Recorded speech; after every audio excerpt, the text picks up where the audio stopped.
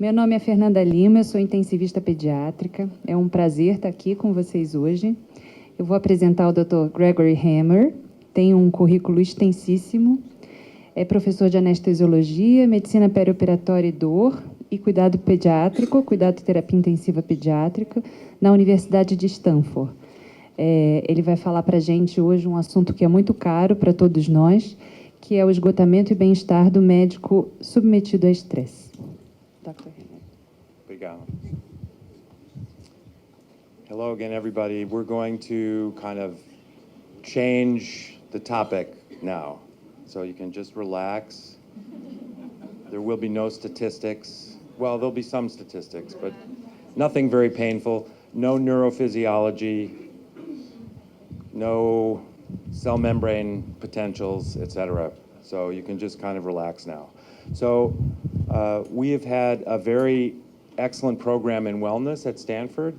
We have something we call WellMD, and this started in 2014, and I've been a part of this since then.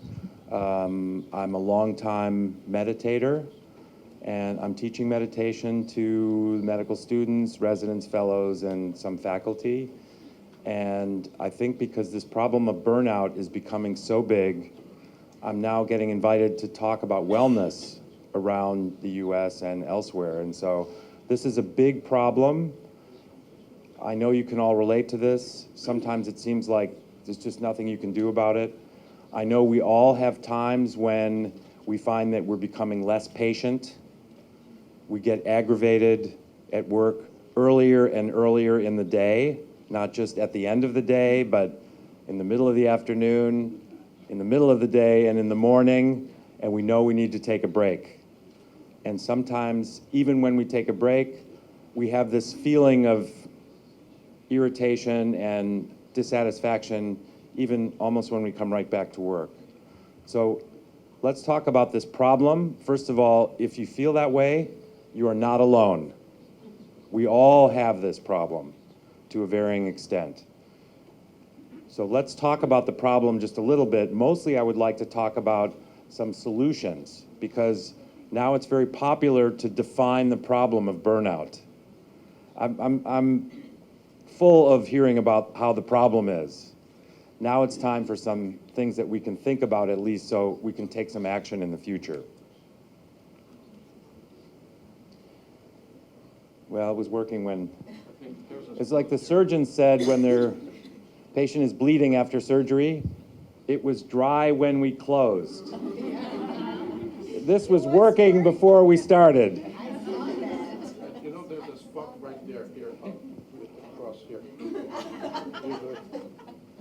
No? Yes. Okay, all right. So what is burnout? It's like, I hate to say this, but it's like some people are defining pornography. I don't know how to define it, but I know it when I see it. I know it when I see it. This is kind of how burnout is. Of course, we can define it, but it's something you know when you feel it, and sometimes you know when you see it in a colleague. So here are some of the problems associated with burnout: emotional exhaustion. You have a feeling that you're not really accomplishing what you're capable of accomplishing. We tend to depersonalize, so when we have a patient who's very sick and we feel like we can't really help them very much, we kind of blame the patient. Well, they smoke cigarettes, or, you know, their father has, you know, smoked cigarettes or whatever, and we start to depersonalize. We start to kind of put some distance between ourselves and the patient. Oops. So how prevalent is this? You know, it affects a high percentage of physicians. So burnout is very common in medicine. It's increasing. So we have better tools now for measuring burnout. I was just talking with Fernanda about a new survey that's called the Professional Fulfillment Survey that's developed at Stanford, pretty specific to doctors. So we can measure this pretty well, but we send the survey to all of our medical staff. We generally have a very high rate of compliance with filling out the surveys. We know that burnout is increasing. It's not quite as bad at Stanford as it is at some hospitals. I think that's because we pay attention to it, but it is still common. We know that in the United States, there's more than one suicide every day by a physician. So probably around 400 physicians a year in the United States commit suicide. Substance abuse is highly associated with suicide and substance abuse. And intensive care is probably at the very top of the list among physician specialties. So the two most burnt out, the specialties associated with the highest rates of burnout are emergency medicine and intensive care. So this is a big problem for us. So what causes burnout? Here are some of the drivers. I don't know about Brazil, but in the United States, we have more and more quality metrics. That means we're being watched by the administrators and the quality of our care is being measured. And there's a lot of pressure on us to have good patient satisfaction, for example. But this is impossible in some cases. For example, if you have a clinic in cardiology, for example, and you have more and more patients to see in the same period of time. So, of course, your patients are going to be unhappy because they only get to spend 5 minutes with you. And also, they're spending more time in the waiting room. So when the patients are filling out these satisfaction surveys, then your score is going down. And the administration is telling you you need to improve your patient satisfaction. But they're also telling you that we're losing money, so we want you to see more patients every hour. So what are you supposed to do? I mean, this is a lot of pressure, and this contributes significantly to burnout. It's the fact that our performance is always being measured, and there's a lot of pressure associated with this. And I think 20 years ago, this was not the case. We have less control over our work. There are a lot of inefficiencies in our practice environment. So let's say you have a clinic, and your clinic scheduling is very chaotic. And so the patients are waiting, and then they take a long time to clean the treatment room in between patients. The echo tech is late for work or not available, or there aren't enough of them. Things are very inefficient, and this might keep you in the hospital or your clinic for 1 to 2 hours extra every day.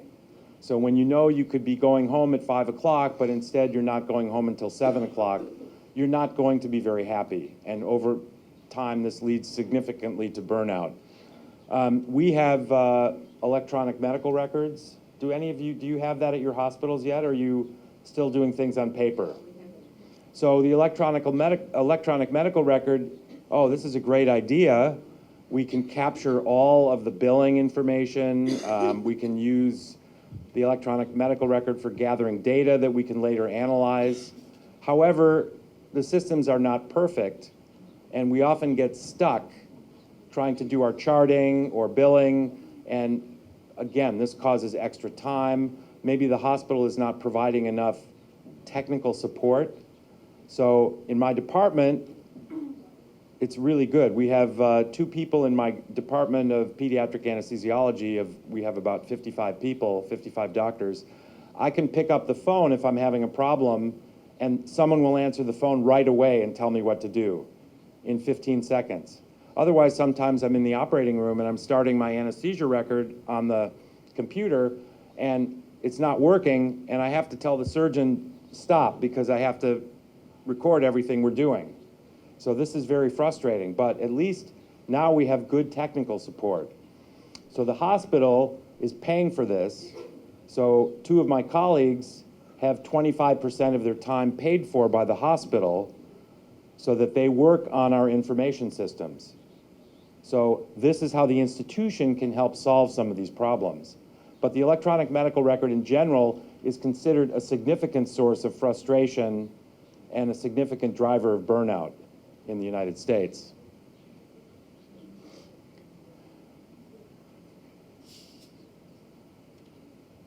So at Stanford, in our wellness program, our WellMD program, we have this rubric or this way of approaching wellness and preventing or treating burnout. And it's like a pie cut into thirds, just as you see here.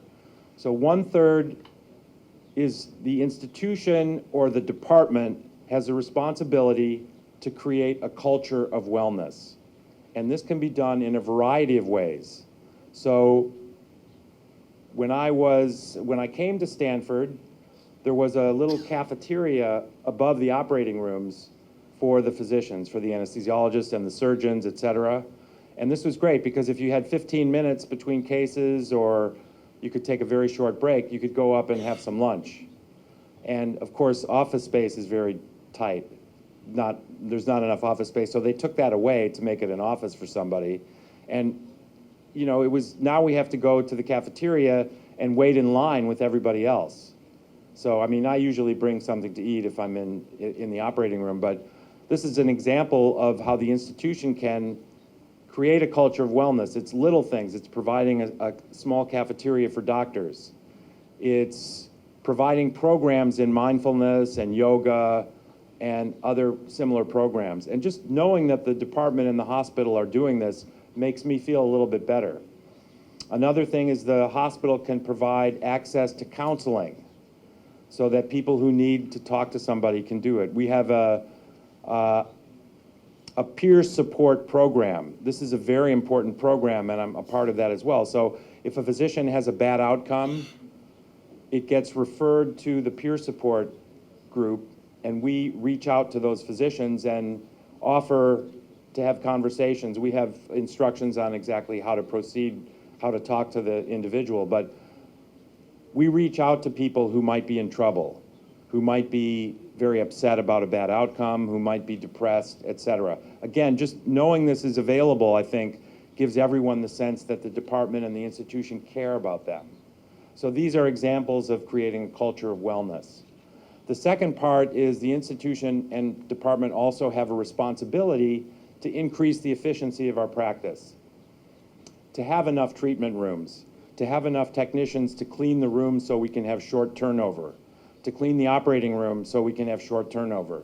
If I'm doing 5 anesthesia cases in the operating room or in the cardiac catheterization lab, and it should take 15 minutes between cases to clean the room and everything, but instead it takes 45 minutes, by the end of the day, I have to stay for 2 or 2.5 hours later every day. And this is going to be a source of frustration and unhappiness.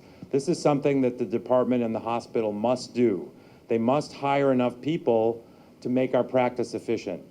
They must have scheduling systems that make our practice more efficient.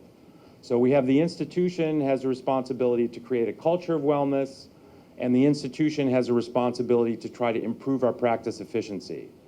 Okay? The other 1/3 of this responsibility is on us. So we need to have ways that we can increase our personal resilience. Resilience means how we react to adversity. So when things are difficult, can we have the strength to remain present and happy and provide good patient care? This is resilience. And this is really our responsibility. As I said, no matter how resilient we are, we're still going to be frustrated and at risk for burnout if the hospital and institution are not doing their parts. But we have to do our part as well. If we're constantly complaining about things that we can't change, or there are things we can change and we're not doing anything about it, and we're not resilient, this is on us. So this is my area of interest, is how can we become more resilient? So that's what I'm going to talk about. I actually already covered this, so we talked about the culture of wellness. Another aspect I didn't mention is the department should help create a culture where when people need counseling, this is not considered a sign of weakness. So it should be easy for us, whether it's kept private or not, the department should encourage its physicians to get help and provide a way for them to have easy access to help. Like we have our peer review program, which is or peer support, which is helpful. And we also talked about the efficiency of practice. I used to be married to an ophthalmologist, and she would see, and maybe this is true of some of you as well who practice cardiology and see patients in a clinic environment. The clinic was a private clinic, and the clinic said, well, for the doctors who have a clinic practice, we want the doctor to stay in contact with the patient, to have eye contact, and for their appointment, they want them to have this connection until the patient leaves the exam room. And we also want the doctor to print out a piece of paper that summarizes the visit and what the plan is going forward for the patient, and to give this to the patient. So the doctor has finished examining the patient, took a history, did a physical exam, has their assessment and plan, and they want to print this piece of paper to give to the patient, but there's not a printer in the exam room.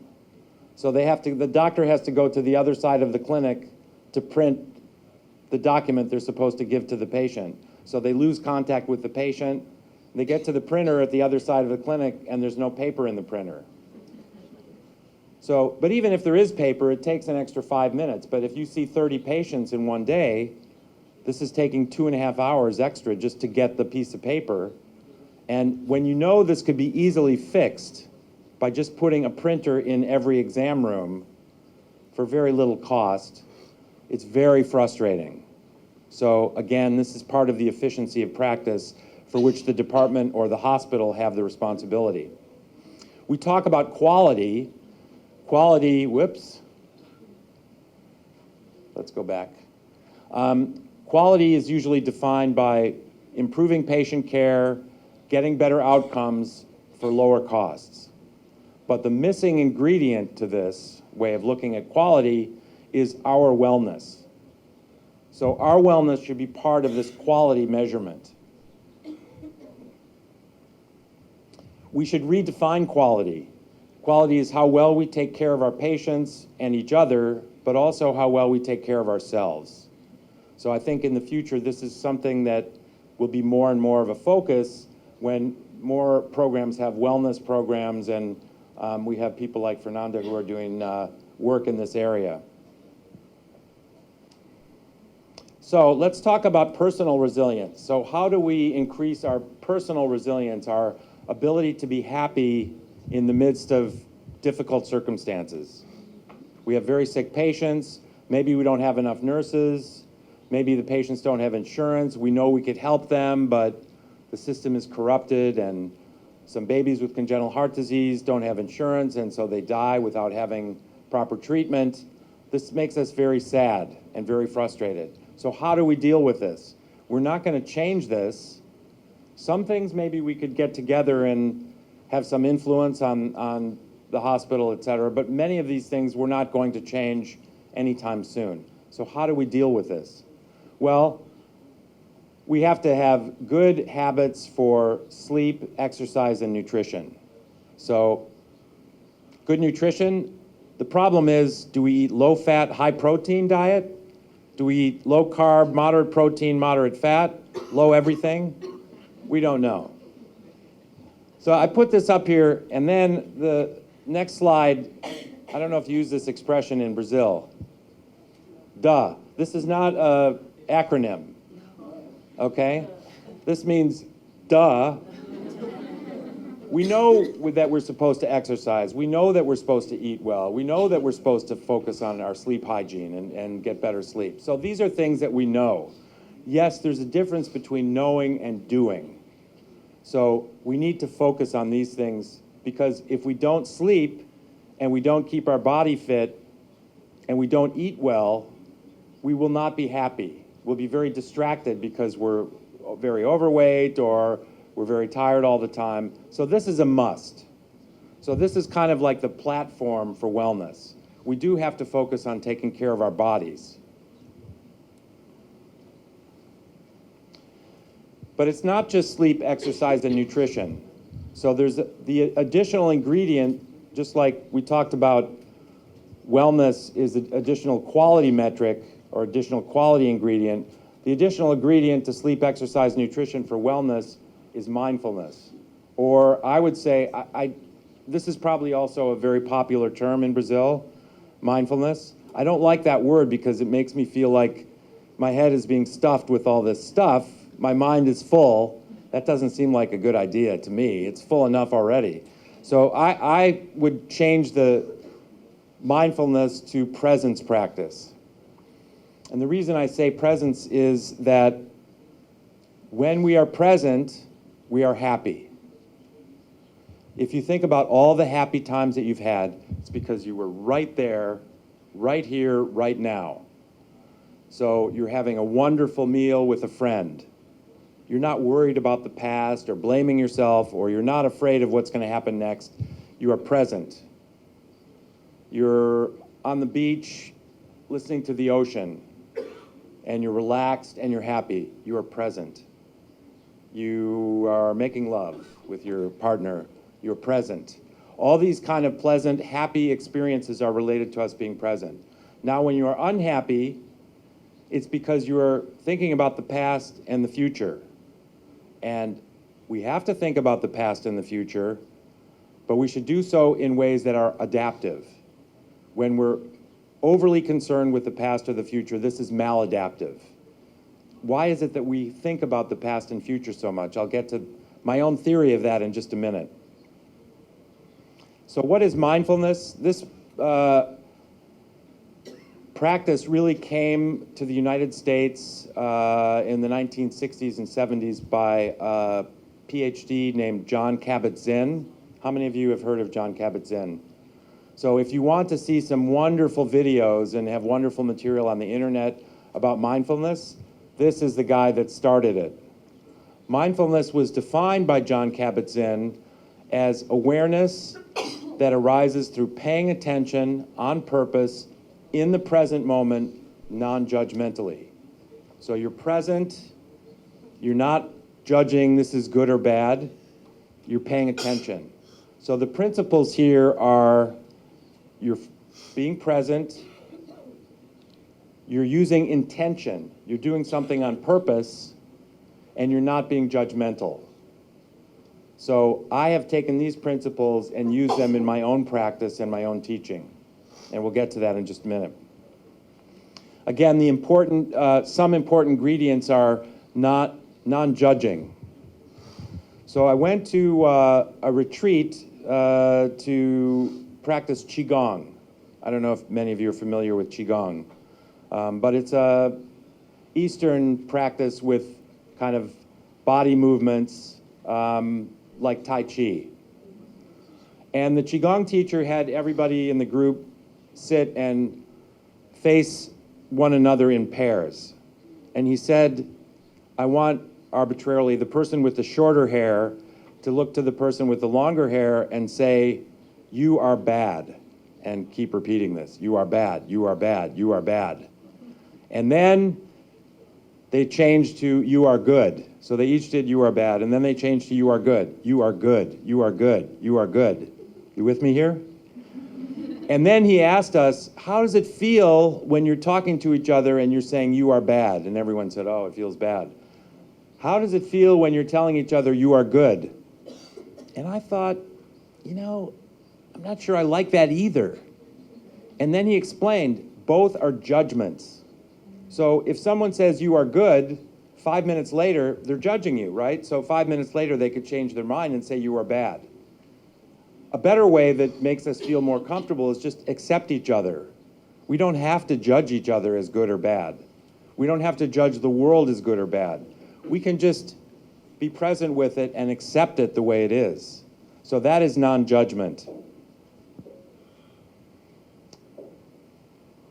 I've already said that I think happiness and presence are related. So why are we not so present?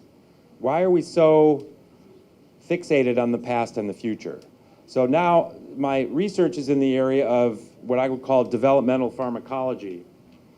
So I'm interested in how newborns and infants, toddlers, school-age children, adolescents metabolize drugs differently, and how the pharmacodynamics or drug effects are different as a child develops. But what about our thought processes as we develop? What about our sense of wellness as we develop? So we don't know exactly what this baby is thinking, but I'm pretty sure this baby is present. I don't think this baby is worrying about what happened in the uterus in the past. I don't think this baby is worried about what's going to happen, where are they going to get their next meal. When we're born, we're very present. We don't have a sense of time or space. We're very present. And we look at this baby and we think, what a blissful state this is. So why don't we still have this blissful state? Well, because as we develop and we grow and we have to separate from our mother, we're weaned from breastfeeding, we have to start walking around, and then we start to touch things that are hot, or we start to tumble down the stairs, or we start to make mistakes. We're just learning about our world. So we have to start thinking about our mistakes and learning from our mistakes. So we have to start thinking about the past. And then when we get a little bit older, I don't know about in Brazil, but in the US, if you want to get into a good college, you have to start when you're 5 years old. You know, because where you go to grade school and your athletic ability as it develops, and then your ability to speak languages and other extracurricular activities, that determines, you know, what middle school you get into, and then what high school you get into, and then what college you get into. So as children grow into adolescence, they become more and more anxious about the future. Am I going to get into a good university? Am I going to be a success? And also, adolescents are very distracted by the past. They're very, you know, am I as good as everybody else? Am I as tall? Am I as good an athlete as am I as beautiful or handsome? And people are very ashamed and embarrassed of things they have done. As an adolescent, you're thinking, oh, that was a stupid thing to say. I wish I didn't say that. So there, a lot of regret and embarrassment comes up from considering the past, and anxiety and fear from considering the future. So this is just a normal part of development. So again, as we get to be adolescents, we look less like that baby and more like this. And then, of course, by the time we're adults, it's even worse. Now, part of that, I think, is because our brains have developed this way of thinking. Our brains are constantly taking a survey of what happened in the past and trying to figure out what's going to happen in the future. And as I said before, I think this is adaptive to a certain extent. So it's good to learn from our mistakes. It's good to savor our good memories. It's good to think about the future to the extent, you know, we want to have plan for a vacation, plan for our retirement, plan for putting food on the table. But we're so used to thinking about the past and the future that we do so in very maladaptive ways. So we have shame, regret, we blame ourselves for things that happened. We develop a negativity bias. That means we focus much more on the negative than we do on the positive. And I could tell you as an example, I've had a handful of patients in my 30 years of practice who died, and I feel like if I had done something differently, even 5 minutes before, the patient would have survived. So I have this patient who's developing a pericardial tamponade.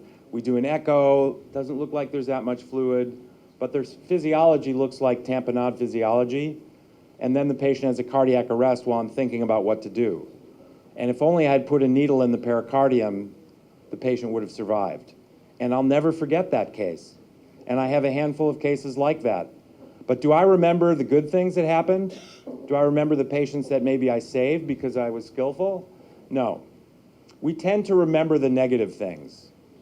So this is the reason that we're fretting, we're anxious, we're fearful. So this is the way our brains have developed. Some of this is for understandable reasons. When we're living in a cave and there's a tiger outside the cave, we want to be prepared for that. We want to know what to do. We want to be thinking about it next time we're in the cave. We have to be worried, what will we do if the tiger shows up? But in our situation, we don't need to be thinking that way nearly as much as we do. And the good news is that we can control the way we think. We can retrain the way we think. So how can we learn to be present? So we can talk about presence practice, and I'll just get quickly to what I'm teaching and what I'm practicing. So I have a little room in my house where I meditate every morning, and I have a kind of meditation where I'm not just trying not to have thoughts. I have thoughts, but I direct my thoughts. And I'll explain to you how I do that. Because I know many of you have probably tried to meditate and you sit quietly and there's thoughts going through your head all the time and you think, oh, I can't do this, I failed, and then you don't want to do it anymore. So there's a strategy for dealing with that, but my strategy is actually to guide your thoughts. So focus on your breathing and then begin to guide yourself through these 4 basic thought processes. Gratitude. We all have very much for which to be grateful. Everybody in this room. We are grateful. We're fortunate to be doctors. We can help people. We take care of people. We had good training. We work with wonderful colleagues. We also have families and friends and other things. Relative wealth compared to most people. We have very much to be grateful for. The next important principle is acceptance. So this is a part of every religious doctrine. The Serenity Prayer, I think it's something like, God, give me the intelligence to determine what I can change and what I can't change, and the wisdom to accept what I cannot change. So this is really important. So there are some things maybe we don't like at the hospital. Maybe if we all got together and went to the administration, we could make some changes. But if it's something that we really can't change, then we need to accept it. Instead of talking about it all the time, complaining about it all the time. And there's so much pain and suffering in the world, and we need to accept this. We didn't cause it. We can't cure it. So we must just open our hearts, don't resist it, let this pain and suffering come into our heart and learn to accept it. Make it part of you. The next thing is intention. We have the intelligence and the power to do things on purpose, as John Kabat-Zinn said about mindfulness. We can use our brains to change the way we think. So to be happier, not to think about the past and the future when it's not necessary. So there are exercises that we can do. For example, I ride my bicycle to work. I'm very grateful because I live very close to the hospital. And it's very beautiful in California near San Francisco Bay. I ride my bicycle, I go through a small little lane or road. It's covered with beautiful canopy of trees. I'm riding my bicycle down the lane, and oftentimes there's somebody ahead of me who's walking. And as I get closer, I notice maybe they're a little bit overweight. And then I see they're looking at their screen, and then I notice that they have buds in their ears. And they're walking in this beautiful place. Why aren't they looking at the trees? So now I'm starting to make judgments. Oh, they're overweight, they don't take good care of themselves. They're looking at their screen, they're not connected to the environment. They've got buds in their ears. And then as I get closer, they're in my way. So now I'm a little aggravated because they're overweight, they're not connected, and they're in my way. So, but I did my meditation in the morning and I reminded myself that I have the power of intention and the power not to judge, which is the last thing. So I catch myself when I begin to make these judgments. I let go of the judgment. I laugh at myself. I think, oh, this is just a beautiful person walking down the lane. And how lucky I am to be riding my bicycle here. So now when I start to pass the person, I look at him or her and smile, and they look at me and smile, and it was a pleasant experience. All because I used my intention to be non-judgmental. We have other ways we can use our intention, and I know I'm out of time, but I'm just going to take a couple of more minutes because I think we have a bit of time for discussion. So another example of using our intention is instead of thinking negative thoughts, because we have this negativity bias, we have the power to change the way we think more positively. So there's a study at Duke University. It's called 3 Good Things. Has anybody heard of this? So the idea is, normally when we go to bed at night, we're thinking negative thoughts.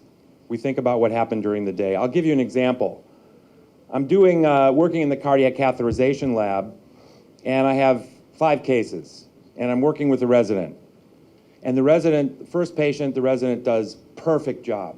Keeps the patient's hemodynamics just where they should be. Patient is unconscious. Patient wakes up very quickly after the catheterization is finished and they have hemostasis. Everything's perfect. The second patient, we decide to put an arterial line in, and the resident cannot get the arterial line in, so he has to ask me to put the arterial line in. But everything else is perfect again. And the third and fourth cases, perfect. So the resident finishes the day, we have a discussion to debrief. The resident goes home, has dinner with his or her spouse, and is getting ready to go to sleep. Are they thinking, wow, that was great. I had these 4 cases, they all had great results? No.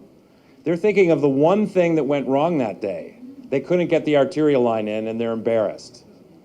That's our negativity bias. We have this 5% negative thing and 95% positive, and we remember and think about the negative. So back to our intention and 3 good things. So the idea is, if you're part of the study, and you can join it online actually, you take a quality survey to see how happy you are or how burnt out you are, and then you start the practice where every night before you go to bed, you think about 3 good things. It takes you 10 seconds. So tonight I will think, oh, I had a wonderful lecture in the pediatric anesthesia room. Then I had a nice coffee with some friends. Then I came to this wonderful group of people in cardiology and intensive care, and it was great. And I'm sure I have another 10 things that I could be thankful for as the day goes on. So this, when I go to bed tonight, I'll reflect back over the day and think of at least 3 good things that happened, okay? And it turns out, as the participants in the study take the quality of life survey, the burnout survey repeatedly, this makes them happier. This little practice that takes only less than a minute actually leads to greater happiness. So we can use our intention to rewire the way we think. So we have to be aware of this, and we have to do it a little bit at a time. Okay, so baby steps. I'd like now to, we've already talked about some examples of these things. I'm going to skip past this. Okay, I'd like to do a little exercise with you. It will take 3 minutes. And I've actually just finished a book on wellness, and the name of the book is Gain Without Pain. I don't like this idea of no pain, no gain, and also I'm an anesthesiologist and intensivist, so there should be no pain. Gain without pain, and the gain is in capital letters. It stands for gratitude, acceptance, intention, and non-judgment. And the byline is the Happiness Handbook for Physicians. And I could easily modify this for Happiness Handbook for Lawyers or Wall Street or Young Mothers. And I may do that if this book is successful. I'll just partner with somebody who's a lawyer or a banker or a young mother, and we can change the stories in the book. So in the book, I talk about these 4 things. Then there's a chapter on the meditation. Then there's chapters on sleep, exercise, and nutrition that experts at Stanford helped me write. So I'm going to walk you through the GAIN meditation now, okay? So I would like you, with your cooperation, just to close your eyes. And the first thing we're going to do is just focus on our breathing. So notice the beauty of the air passing in through your nostrils, into your trachea, and filling your lungs, and expanding your lungs.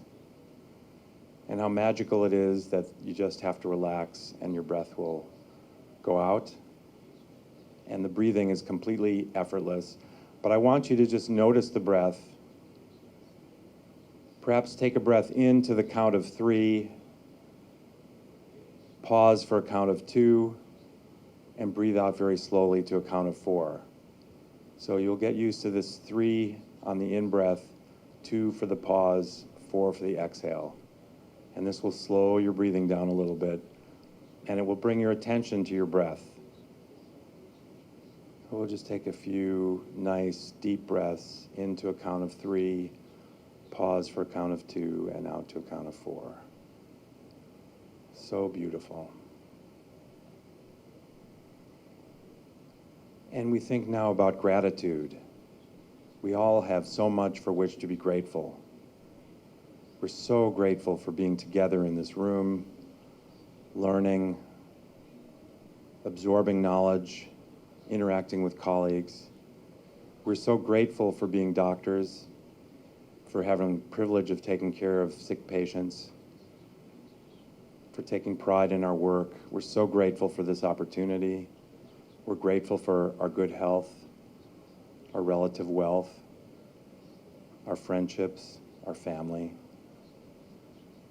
Just sitting and breathing, we're so grateful for this. We're here now today, on the good side of the grass. And we think about acceptance. We understand the pain and suffering in the world, from centuries past even. The awful pain and suffering of slavery, taking beautiful people from their culture in Africa and putting them on slave ships in shackles, enslaving them, separating them from their loved ones and from their culture. And we feel the pain and suffering associated with the destruction of our environment, corruption in our government, people starving and dying in wars. We understand the pain and suffering in life on the part of our patients and ourselves. We open our hearts and we invite this pain and suffering in. Let it come closer, join with it, open our hearts to this, and just go back to our breath, accepting the pain and suffering in the world. We contemplate our intention, this beautiful ability we have to do things on purpose, to pay attention, to change the way we think, to think in a happier way, to think of 3 good things, how we can rewire our brain to be more present, because when we're present, we're happy, to rewire our brain so that we stop ourselves, we catch ourselves when we're anguishing over the past and feeling shame and embarrassment, or when we're feeling fear and anxiety about the future. We can use our intention to change this and let go of those thoughts, come back to the breath, come back to the present moment, and be so grateful for the present moment, which is so beautiful and happy. We think about our ability not to judge. Things do not have to be good or bad. The world is exactly as it is. We didn't create it. We can't cure it. We accept it without judgment. We accept each other without judgment. We all have qualities that we might think are good and bad, but we don't need to make these judgments. We just accept each other with love and presence. So we think about our gratitude, our acceptance, our intention, our non-judgment, and we go back to the breath. Slowly into a count of 3, pausing for a count of 2. Slowly letting the breath go to the count of 4. Letting go of all anxiety. Breathing in the present moment. Grateful for our happiness. Before we open our eyes, with our eyes closed, I'd like you to turn and face the middle of the room, face each other. And before we open our eyes, we're going to think that when we do open our eyes, everything we see is us. We're all connected. We're all the same. So you will have the thought, everything I see is me. So we can slowly open our eyes while we think, everything I see is me. Thank you.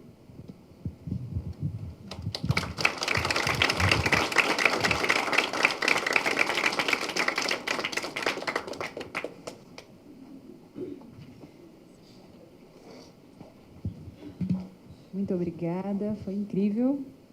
A gente vai sentar agora para a discussão e para as perguntas.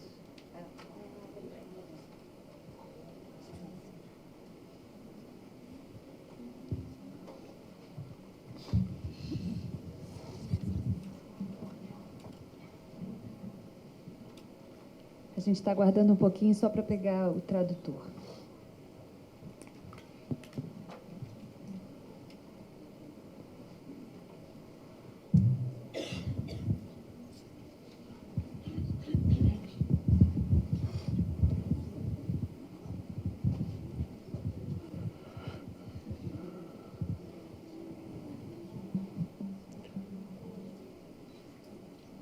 We can buy some time if I start, because you don't need translation. Okay. I think you're going to speak English anyway. Yeah, so, no, first of all, absolutely brilliant. Absolutely brilliant. I think this is a topic of quintessential importance, and I I'm a big fan of this. I try to be present and happy and aware. Although when you look at me, you may think, although you're not judgmental, well, this guy is overweight, he doesn't eat well, he doesn't practice enough sport, and he doesn't sleep enough. Absolutely not. When I look at Eduardo, I think, here's a happy person. I'm just being a pest. No, this is very, very important, and I give you total guarantee I will share this with my own beloved ones. But what I wanted to say is, or ask you a question about is, for those, once you have this type of initiatives, as we do, to a different extent than yours, you're miles ahead. As physicians, when we progress towards that state, we become a sort of lighthouse for our partners and collaborators, and become instrumental into helping them going through that, even if not experts as you are. But it happens that as we prevent burnout by doing these things, we are surrounded by folks who are burned out. It makes this task very difficult. So it happens that we work, not necessarily in our own institutions, but it happens often with a group of unsung heroes who are also forgotten heroes, and these are often the nurses and others. To say that it is fundamental as we develop these, and I know I'm preaching to converted, you certainly have this, but for the sake of sharing with others, is to have analogous interventions and offers to nursing, particularly to help them build resilience and et cetera, et cetera. So I just wanted to make that comment to think that this should apply to our universe. I'm sure you're someone who lives by these principles, so your family, your friends, et cetera. The same should happen in our own environment, our own universe at work. And we are not on our own as physicians. So this may seem totally, what is he saying, of course. But I think in terms of awareness for the group, it's important to bring up this point. Yes, these elements of the culture of wellness and improving practice efficiency and facilitating personal resilience applies to everybody. I mean, inside the hospital, outside the hospital. But certainly the institution has the same responsibility to the nurses, to the technicians, to the people who work in the cafeteria, to provide a culture of wellness, to establish programs that are available to everybody, to make sure people have appropriate breaks, to provide access to healthy food and beverages, and to try to make the practice that everyone has in the hospital more efficient. Absolutely, I agree with you 100%. If I may suggest, some things we can do as physicians is to do radar rounds with our nurses, for instance, right? Like the Schwartz rounds, where what we do is to talk to them, but focusing on these very aspects. How are you doing? How is life? Is there anything I can do for you? And it's amazing the number of times folks open themselves, even with private stuff, that you discover by simply asking the question, because sometimes we have to ask the question, right? And this, as simple as it may sound, it creates a lot of opportunities for improvement, right? Thank you again. Alguma pergunta, comentário? So thank you very much for your presentation. It was really nice.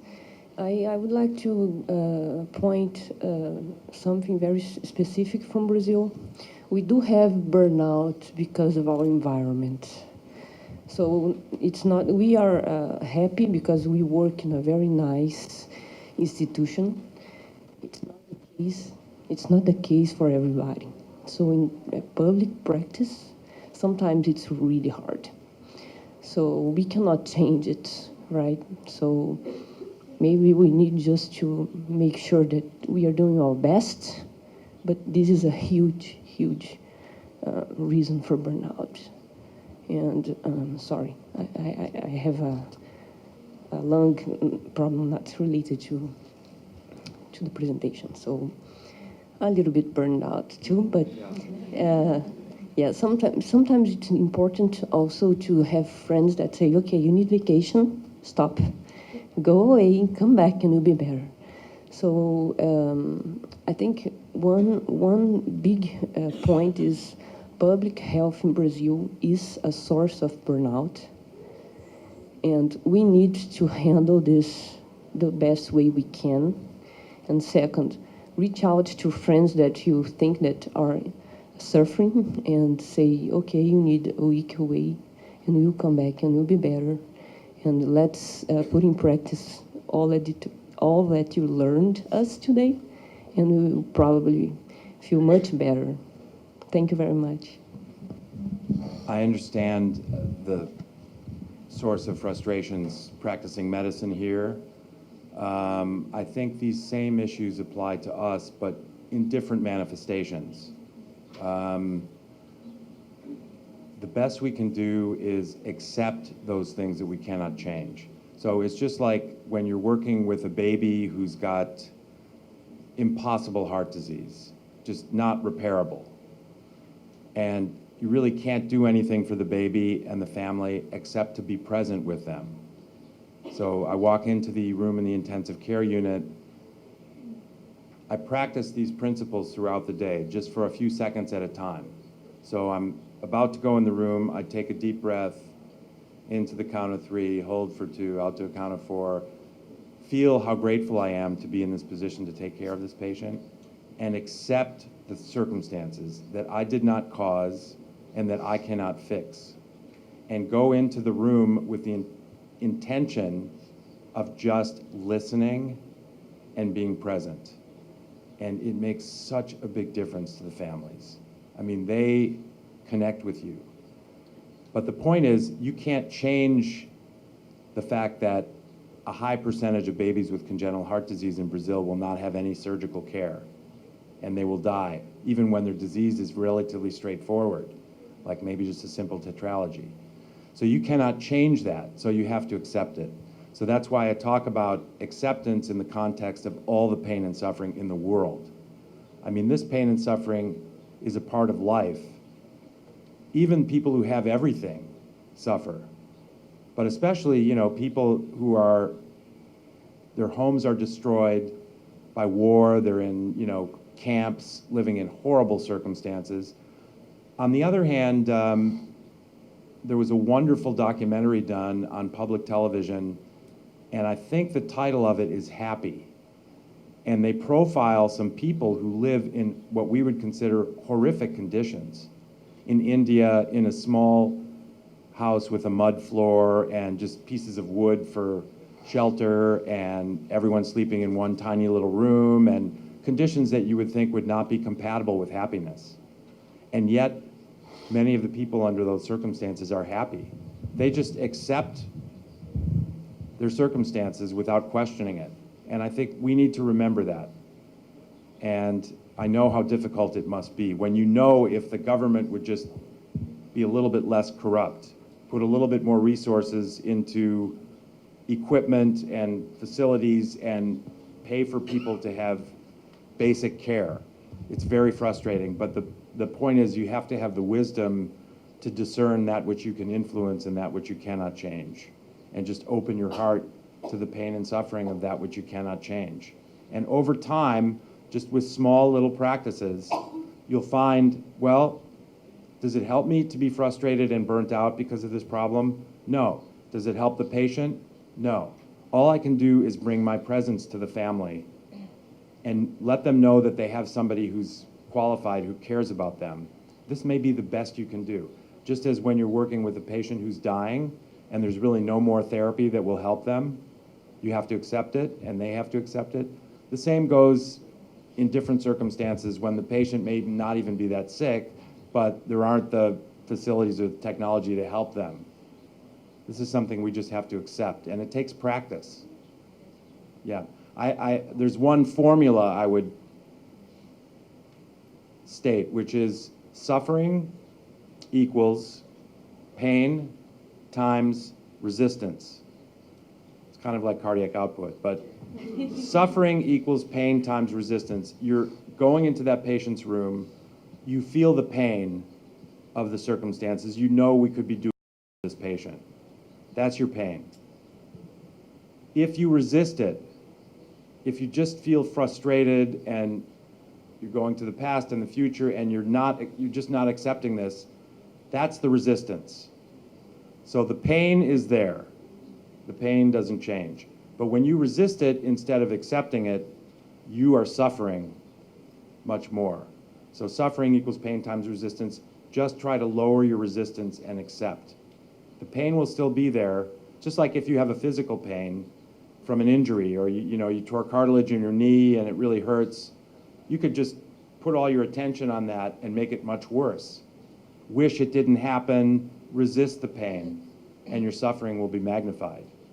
But if you accept it and move on to being present and grateful and think positively, your suffering will be a lot less, even if the pain is still there.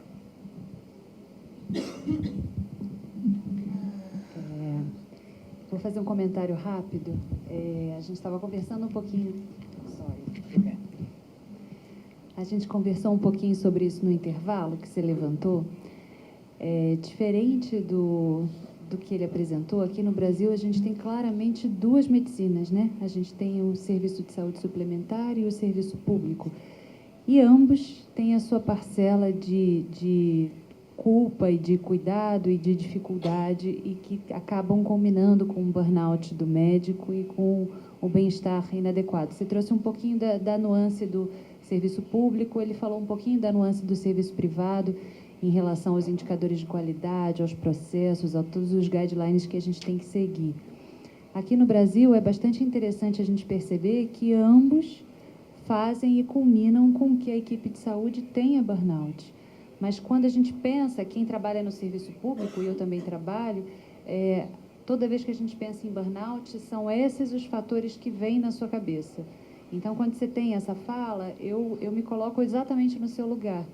Há um tempo atrás, eu não sei quem aqui conhece o termo moral distress, que é o de sofrimento moral. A gente vem conversando muito sobre isso em terapia intensiva pediátrica, né? E a gente trouxe um palestrante que é um brasileiro que trabalha na Universidade de Alberta, no Canadá, o Dr. Daniel Garros, e ele falou bastante sobre moral distress. Eles fizeram um estudo grande em Alberta. Foi bastante interessante ele apresentar, porque eles fizeram um survey em toda a equipe e fizeram um filme. O filme chama Just Keep Breathing. E a proposta do filme é mostrar quais são as situações que as pessoas e aquela equipe daquele hospital apresentaram como deflagradores de sofrimento moral. E eu assisti esse filme e eu fiquei muito impressionada, não por ter efetivamente sofrimento moral, mas por perceber que as nuances que causavam todo o sofrimento lá não eram as mesmas que aqui. Você via a enfermagem muito mobilizada pela limitação de suporte à vida. A gente, quando pensa, eu saí daquela palestra pensando assim, o que me causa sofrimento moral no dia a dia? E claramente eu trabalho num serviço público de referência, a gente recebe normalmente 2 ligações por dia solicitando vaga. Então você tem uma vaga, mas eu recebo uma lista de 26 crianças que precisam daquela vaga. E nós acabamos tendo que escolher quem é a criança que a gente vai receber. E essa, para mim, é claramente a maior fonte de sofrimento moral que eu tenho. E aí, quando você pensa nisso, você, puxa, eu vou trabalhar mais 20 anos no SUS até eu me aposentar. Então, efetivamente, eu preciso ter ferramentas para isso. Mas foi o que o Dr. Greg falou. Quando a gente pensa você não pode mudar, não tem como mudar, mas talvez eu esteja tendo o privilégio de ajudar aquela criança, eu acho que claramente a gente consegue acalmar o coração. Então, sem dúvida nenhuma, essa é uma estratégia incrível para o que a gente não pode resolver. E a gente tem muitas coisas que não pode resolver aqui no Brasil, né? Sandra. You remember I told you once about this, we have to choose the child to operate, and you say, just take VSTs. That's our problem. Sometimes I'm afraid that that acceptance leads you to, like, don't do so much. And I don't know when something is acceptance or something is, I really don't want to fight for this, you know, that worries me, because sometimes I feel I could have done a little bit more. Could I? I don't know. And so how you deal with this? Well, I think that's an important point, but the idea of acceptance, as with a serenity prayer, are most of you familiar with the serenity prayer? I've mentioned it. To have the intelligence to discern between things you can change and things you cannot change, have the wisdom to accept those things that you cannot change. So there's intention here. We are actively thinking about the problem and deciding what we can change and what we cannot change. What we can change, we should give as much attention as we have. Not, you know, we have to make intelligent choices. You know, we can't fight for one thing and then at the expense of the other positive things that we're doing. So we have to decide, if we can change this, how do we change it, and what's the most efficient way to go about that? We've also then decided what we cannot change. So acceptance is not just inaction. Acceptance is applying your intelligence with intention and deciding what you can influence and what you cannot change. Then what you cannot change, you accept. I'll give you an example of, in response to what I think you were referring to with regard to resources in Brazil. So we have lots of resources, but this creates a different problem. It's how we distribute these resources. So because we're very good at doing heart transplants and liver transplants and, you know, putting in ventricular assist devices and new modes of ventilation and fancy monitoring, we're keeping patients alive who probably will not survive. And we're spending a lot of money on this technology and on these few patients.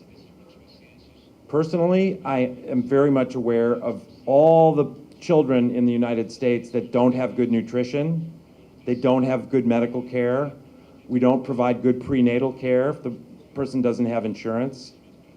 So I'm suffering with this just as much, in a way, if you can understand. I walk in to make rounds in my ICU and I see all the patients are on ventricular assist devices and on ECMO and having a heart transplant, and they have bad brain injuries and they have degenerative muscle diseases or whatever, and we're allocating all these resources in that way instead of doing the right thing and taking care of millions of children. So there's anguish in this as well. But again, unless I want to devote myself to the politics of resource allocation in medicine in the United States, I have to say, well, I could try to do that, but I think my skills are better applied in these other ways. And so I'm not going to change this. So I just have to accept it. If I resist, you know, if I'm always regretting and thinking how shameful this is, my suffering will just increase and nothing else will be any different. So again, whatever our circumstances are, I think the same principles apply. Mais alguma pergunta? Temos minutinho. Tem muita gente chorando na plateia, não?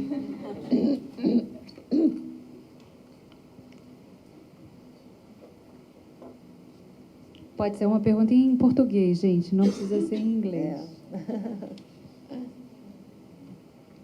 I think everybody's crying, that's why. No, they're just peaceful. Exato. Thank you so much. Thank It you was all. an incredible talking.